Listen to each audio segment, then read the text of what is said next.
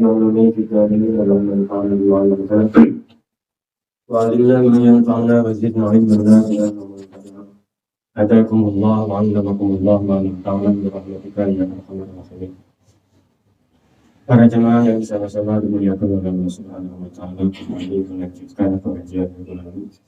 Masih dalam furudul wudu. Fardu atau rukun-rukun wudu disebutkan kamari guys, pertama niat. Jadi wudu yang pertama kita harus niat dengan bahasa nawaitul wudu'a atau nawaitu raf'al hadas atau nawaitu toharoh li sholat.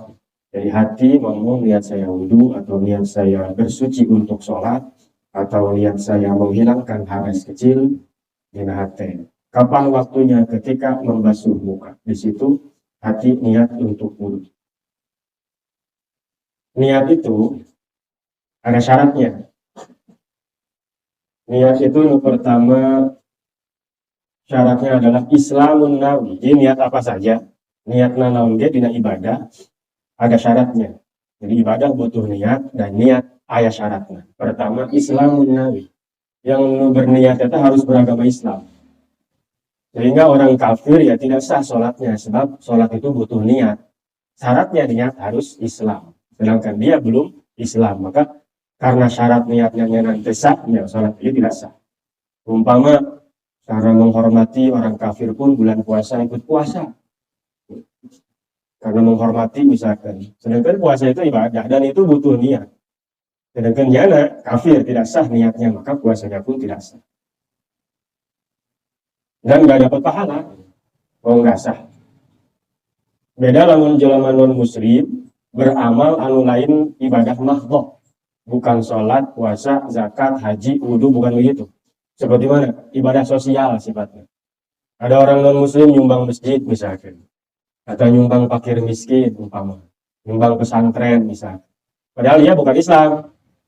Nanti itu ada pahalanya. Kalau dia masuk Islam. Jadi pagaweana dilaksanakan kumanehna ketika nyana encan Islam.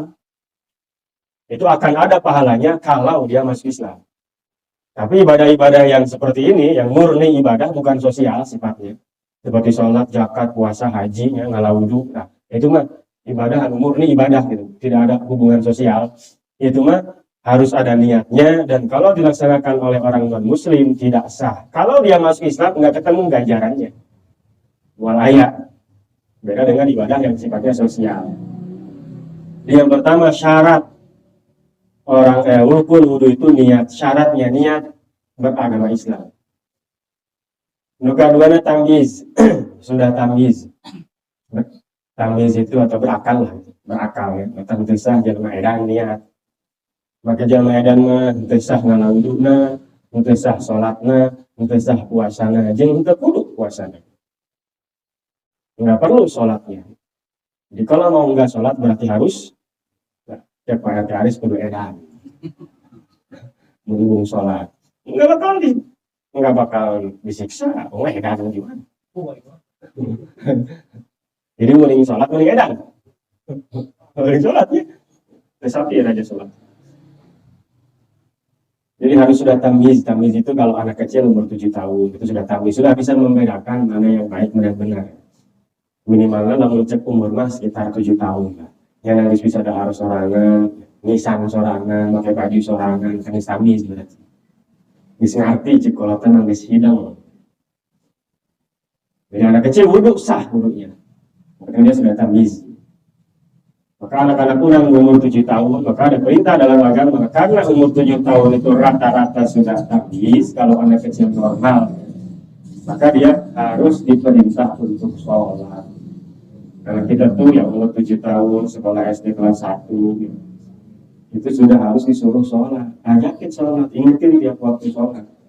Kalau sampai umur 10 tahun masih belum mau, boleh rada keras nyuruhnya.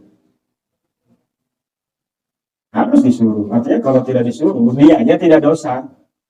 Dianya tidak dosa, tapi bapaknya dosa. Kenapa nggak nyuruh? Dia umur 7 tahun, kudu dititah sholat. Meskipun ketika dia nggak sholat, dia nggak dosa, orang belum balik kok. Adanya dosa itu kan kalau sudah balik. Tapi tetap harus disuruh sholat. Kewajiban kepada saya, kepada bapaknya, orang tuanya. Berarti lah menyingkir nitahnya untuk sholat, kurang orang.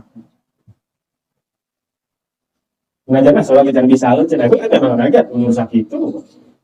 Malagaan kenek sholat. Tapi di titah mah kudu. Biar biasa nantinya. Yang ketiga, al-ilmu bil manwi, syarat niat itu kita harus tahu apa yang kita niatin. Kita niat wudhu nih, kita harus tahu wudhu itu seperti apa. Orang niat sholat ya, orang kudunya kalau sholatnya kos kumaha, gitu, prakteknya, tata caranya, kudunya apa yang akan dia lakukan ketika dia niat itu dia harus tahu. Yang keempat, jangan ada sesuatu yang bisa menafikan niat, menghilangkan niat. Seperti mana? Seperti orang murtad. Kan tadi, jadi niat itu harus kudunya terus. Kita niatnya pas kalau contoh dulu ya, kita niatnya pas ngusap muka, kita niat tuh. Itu niat dipelihara terus. Sampai kapan? Terus sampai wudhu itu batal gitu.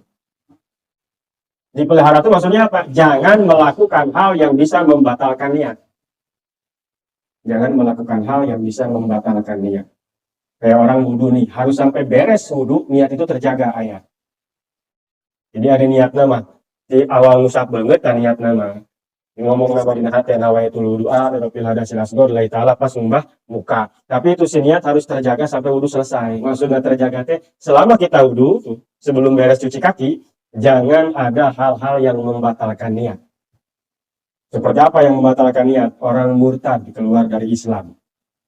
Tengah-tengah wudhu lagi cuci tangan. Dia hatinya saya murtad aja atau batal. Karena wudhu belum selesai. Niat harus dipelihara.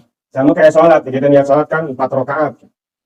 Soalnya pada zuhri al-barakatnya adalah Allahu Akbar. Itu niat harus terjaga sampai salam. Lalu di tengah-tengah sholat ayah numutus niat, ayah orang karet menang 2 rakaat cek kurang. Batal tentunya, batal baik itu. Ya kayak ayah telepon misalnya, batal baik itu ngangkat telepon, batal deh saya pakai. Batal jangan nih ada yang assalamualaikum di depan. Batalin aja jangan batal saat itu juga. Karena berarti itu dia nggak melihara niat. Harus dipelihara niatnya sampai untuk salam. Jadi di tengah-tengah ibadah tersebut jangan ada yang menafikan niat, yang membatalkan niat. Yang kelima ada muta'alliqi qat'iha bi syai'in. Jangan digantungkan niatnya kepada sesuatu. Selama kita wudhu jangan begini. Kalau hujan saya mau berhenti wudhunya. Batal berarti kudu balikan di awal. Sholat duhur dari pertama Allahu Akbar dapat 2 rakaat kayak udah gerimis punya jemuran. Aduh, lamun hujan sholatnya batal baik. Batal sama hujan batal. Mau hujan beneran, mau enggak, batal. Karena niat sudah dia hilangkan, sudah dinafikan. Jadi niat mah kudu paten, kudu sampai geus. Karena kunaon orang digawe sesuatu kadang teu anggeus karena niatna. Sesuatu naon bae gitu. Secara umum motivasinya, ketika motivasi udah hilang, itu melakukan apa saja, maka ada bahasa ya dari satu kiai saya pernah dengar, bahasanya pakai bahasa Madura. Cecek orang makin. Kalau kerjaan nggak beres, berarti niatnya kurang kencang. Baru orang ngelakuin nanti ya, sehari-hari apapun, kalau kerjaan itu nggak beres, berarti niatnya yang kurang kencang. Kalau niatnya kencang, tekadnya bulat, beres. Kadang-kadang kan awalnya orang tuh niat jasa, niat yang mimitian naik ngaji, bismillahirrahmanirrahim ngaji, kencang terus niatnya terus, istiqomah dia. Tapi ketika ada kayak lada kendor gitu kan, enggak adalah gitu, tidak istiqomah, berarti niatnya enggak kencang terus gitu, enggak dijaga. Karena kata ulama jadi di safina di annal bahru amikun, pelihara terus perahunya, perbaiki terus perahunya sebab laut eta jero. Artinya apa itu? Terus niat itu dijaga, diperbaiki, diperbaharui supaya tetap kencang dalam kebaikan, motivasi kurang dengan melaksanakan kebaikan. Lamun kuat memotivasinya hujan los kepari bahasa poek di lampuan leher diitukan geledeg hujan di payungan karena naon kuat jauh dijuk-juk anggang di teang gitu. Jadi jangan ada hal yang jangan ada menggantungkan niat kepada sesuatu. Terus yang keenam tahakkukul muqtadi tahakkukul hadas minal wudu falatasiu mataradud kama idza arada ayatara syakan. Niat wudhu itu yang niat itu tadi, itu syaratnya lagi harus nyata benar-benar apa yang mendorong kita untuk wudhu. Wudhu itu kamari, orang kita wajib wudhu karena mau sholat apa karena punya hadas? Karena punya hadas. Nah, maka harus jelas betul kita punya hadas. Kalau ragu-ragu, batal belum ya, batal belum ya. Terus wudhu. Nah, itu wudhu itu tidak menghilangkan hadas. Karena hadasnya juga ragu-ragu, ayah apa Allah. Maka kalau ragu-ragu, batal enggak berarti. Kalau orang ada wudhu baik, kun batal lah. Brot itu tadinya yang bukur-bukur datang. Karak wudhu. Jadi kalau dalam keadaan ragu nih, batal enggak lah, wudhu aja lah. Tapi dia enggak yakin bahwa ini batal apa enggak. Kata wudhu yang itu tidak menghilangkan hadas. Karena belum nyata hadas apa enggaknya. Maka kalau orang ragu-ragu ya, iya sih wudhu. Kedeng ke sholat, ada orang ke sholat isya ya. Ya tadi wudhu nggak batal encannya encan berarti. Karena memang batalnya encan lah berarti posisi kita lagi punya wudhu. Mana aja jelema teu boga wudhu tapi ragu-ragu batal tante batal. Boga wudhu gitu. Ya kan? Kita lagi punya wudhu posisinya berarti sehingga ragu batal belum berarti. Ambil belum. Yang yakin itu belum karena sebelum batal belum dulu. Kayak sholat 34 sebelum 4 3 dulu 3 berarti yang yakin. Batal enggak nih enggak berarti. Tapi kalau geus wudhu encan atuh encan. Memang wudhu encan heula. Ya. Jadi kembali kepada asalnya. Kalau ada ragu kita batal enggak berarti. Tapi lamun wudhu encan ya encan berarti tambah. Darojeng tilu berarti. Cokot sebelum 4 itu 3. Kurang udah 2 atau mainnya nih baca opat apa 2 aja. Atau opat bajeng tilu gitu kan. Atau bajeng tilu gitu. Maksud 2 dan yang ketujuh itu harus tahu maksudnya. Maksudnya itu adalah tamyizul adat anil ibadah. Membedakan mana yang adat, mana yang ibadah. Kita bisa membedakan ini nih wudhu dengan si banget. Kita bisa membedakan itu mana cuci muka, mana wudhu. Tahu kan kita orang cuci muka seperti apa, orang wudhu seperti apa. Cuci muka tuh nggak ada rukunnya, nggak ada syaratnya, nggak ada macam-macamnya cuci muka mah. Tapi kalau wudhu ada itu harus bisa bedain. Nah nyawa jelema mana si banget, mana nggak wudhu nyawa. Wudhu nyawa ya lamun niat, tapi tidak bisa membedakan mana wudhu ya ibadah, mana kebiasaan adat kayak cuci muka. Mana kalau mandi nih, mana mandi junub, mana mandi karena sehari-hari gitu kita gerah mandi. Itu harus bisa membedakan. Namun mandi sehari-hari kan syarat, rukun, untuk dalam kadal celep nggak balik lolos sama. Tapi namun mandi junub kan harus rata semuanya, itu harus bisa membedakan. Si orang yang niat ini harus bisa. Kita rukun dulu pertama niat saat kapan? Saat basuh muka.